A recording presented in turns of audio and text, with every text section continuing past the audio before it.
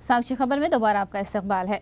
मेदक जिले के कोलछारा मंडल के तुकापुर में एक चीते ने हलचल मचा दी। चीता सुबह गांव में घुस आया और एक घर में घुसकर घर के अफराद पर हमला कर दिया, जिसके सबब एक खातून शदीद जख्मी हो गई। डॉक्टरों का कहना है कि उसकी हालत तशवीशनाक है। चीता के सुबह से 10 अफराद पर हमला करने की खबर है। जख्मियों को मेदक के सरकारी अस्पताल को मुंतकिल किया गया है। वहीं चीता को पकड़ने की कोशिश एक बार कामयाब हुई थी, मगर चीता जाल से निकलने में कामयाब हो गया। वहीं दूसरी बार ओहदेदारों ने उसे जाल में फंसा ही लिया। चीता पकड़े जाने के बाद गांव वालों ने राहत की सांस ली।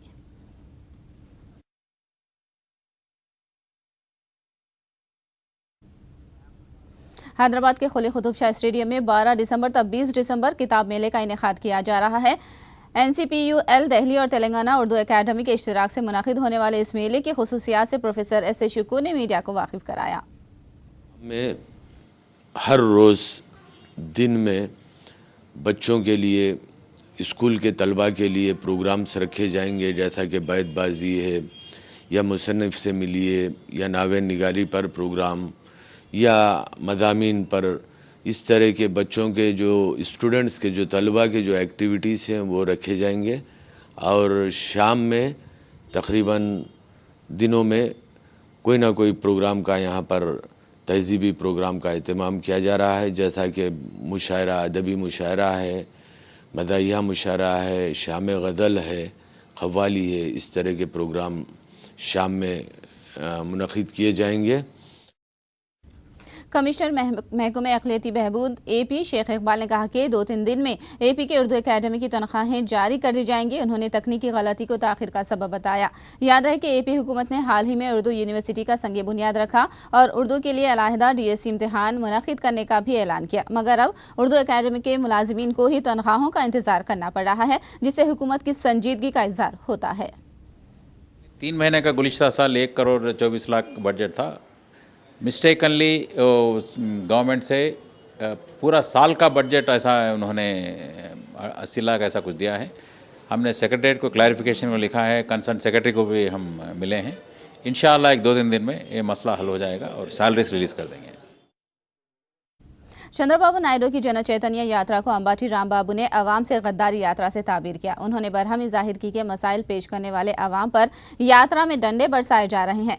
YSR कांग्रेस के तर्जुमान ने मशवरा दिया कि प्रजा बैलेट के जरिए 100 सवालों का जवाब देने के बाद अगर यात्रा शुरू की जाती है तो बेहतर होता। अंबाटी रामबाबू हैदराबाद में मीडिया से बात कर रहे थे। పెద్దకర్ర అగ్రహారం అనే గ్రామంలో అక్కడ పోర్టుకి ఇచ్చినటువంటి భూముల్ని ప్రైవేట్ కంపెనీల నుంచి తిరిగి మాకు ఇచ్చేయండి అని ప్రజలు, రైతులు అక్కడ కోరుకుంటే వారి మీద దౌర్జన్యం చేస్తారా? ఇదేనా జన చైతన్య యాత్ర మీరు చేసేది? ప్రజలు వచ్చి వారి సమస్యలు చెప్పుకొని మా భూములు మాకు ఇచ్చేయమని రైతాంగం అడుగుతూ ఉంటే వారికి ఇవ్వకపోయారు.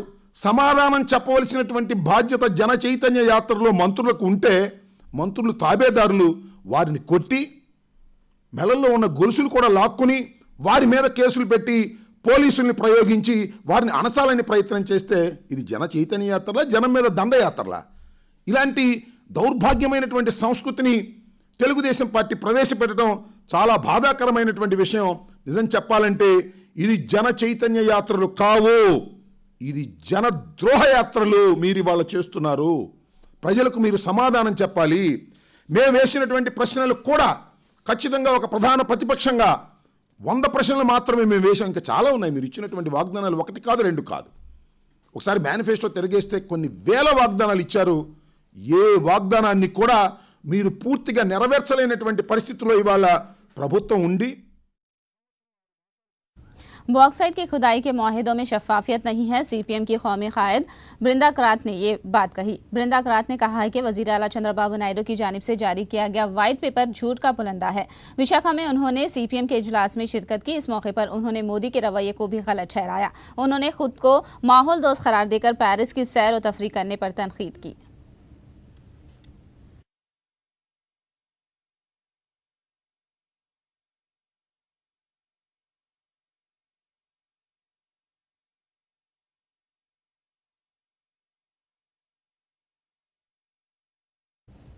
बॉक्साइट खुदाई से मुतालिक जारी किया गया व्हाइट पेपर झूठ का पुलंदा है। साबिक एमपी ऊंजावली अरुण कुमार ने ये बात कही।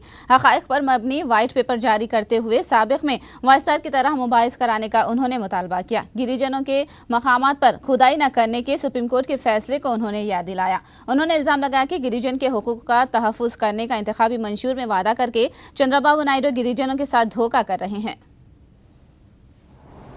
ఎందుకు యనమల రామకృష్ణుడు గారి చేత అబద్ధాలు ఆడిస్తారు? ఆయన భుజం మీద తుపాకీ పెట్టి కాలుద్దామని చూస్తారు ఎందుకు?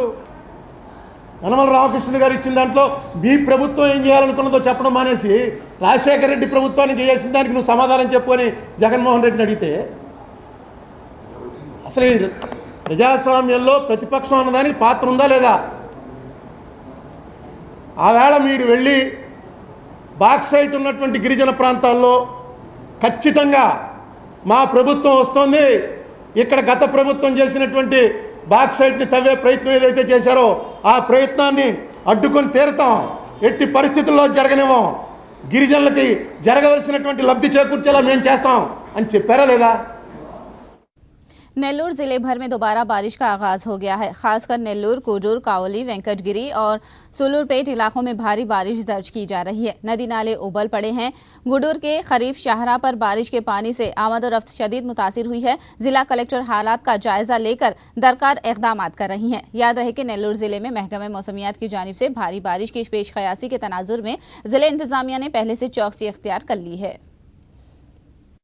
కూడా డిసెంబర్ 3 వరకు మోడరేట్ టు హెవీ రైన్ఫాల్ జిల్లాలో ఆల్మోస్ట్ అన్ని ప్రాంతాల్లో ఉంటుందన్నది ఐఎండీ ఫోర్కాస్ట్ ఉంది. మనకు లాస్ట్ టైం ఎక్స్పీరియన్స్ బట్టి మనం ఈసారి ముఖ్యంగా rescue and relief operations teams ఏదైతే ఉందో NDRF and fire department teams వాళ్ళని ముందే తెప్పించుకొని పెట్టుకోవడం జరిగింది. 4 NDRF teams and 13 fire department rescue teams మనకు అందుబాటులో ఉన్నాయి కాబట్టి మనకు చాలా వరకు వెసులుబాటు ఉంటుంది. అదేవిధంగా మనకు రిలీఫ్ ఆపరేషన్స్ కింద షెల్టర్ క్యాంప్స్ పెట్టేసి ఫుడ్ డిస్ట్రిబ్యూషన్ కూడా ఈసారి ఎక్కడికెక్కడ ఆ గ్రామాల్లోనే మనం ఏర్పాట్లు చేసుకోవడం జరిగింది. అదేవిధంగా మనం కొంచెం ముందు జాగ్రత్తగానే ఎక్కడైతే నీళ్లు పొంగుతాయో రోడ్డు మీద కానీ కల్వర్ట్ కానీ అవి అన్నీ కూడా ట్రాఫిక్లో ఆపడం జరిగింది. 50% ఆల్రెడీ కొంత రింగ్ బండ్స్ అనేది వేయడం జరిగింది. ఇంకా మళ్ళీ వర్షభావం ఉంది కాబట్టి కొన్ని చోట్ల వేయలేకపోయాము.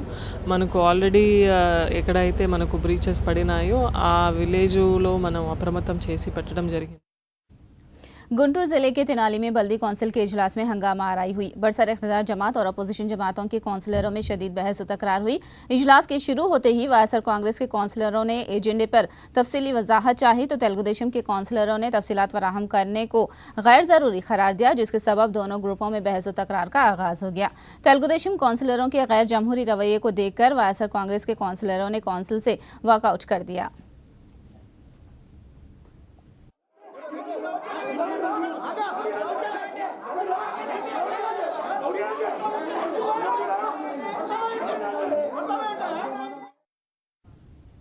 किसानों के खुदकुशियों के वाक़यात पर कोर्ट ने तफसीली समाअत की। दोनों रियासतों ने कोर्ट में कहा कि किसानों के फलाह के लिए मुख्तलिफ प्रोग्रामों पर अमल किया जा रहा है।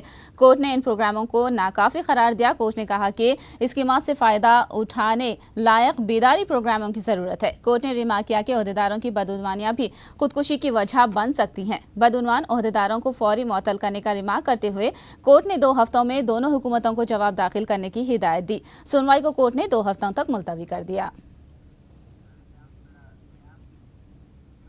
आज एड्स डे मनाया जा रहा है। इसी मुनासिबत से मुल्क भर में एड्स से मुताल्लिक़ बेदारी प्रोग्राम मुनाकिद किए जा रहे हैं।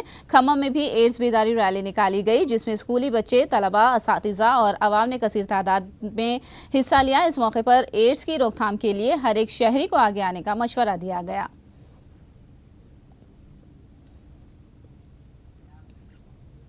गाजियाबाद में एक स्कूल में फायरिंग से सनसनी फैल गई। चंद नामालूम अफराद ने एक तालिब इल्म को अगवा कर लिया और उसे छोड़ने के लिए 2 करोड़ रुपये तावान की रकम का मुतालबा किया। तालिब इल्म के वालिदैन को धमकी दी। खबर मिलते ही पुलिस ने मैदान में उतरकर अगवाकारों का पता चलाया। जैसे ही उन्हें पता चला कि स्कूल में तालिब इल्म को महरूस रखा गया है, तब लड़के को छुड़ाने की कोशिश की। दोनों जानिब से फायरिंग का तबादला हुआ। आखिर में पुलिस ने कामयाब ऑपरेशन के बाद अगवाकारों को गिरफ्तार कर लिया और बच्चे को सही सलामत बाजियाब कर लिया।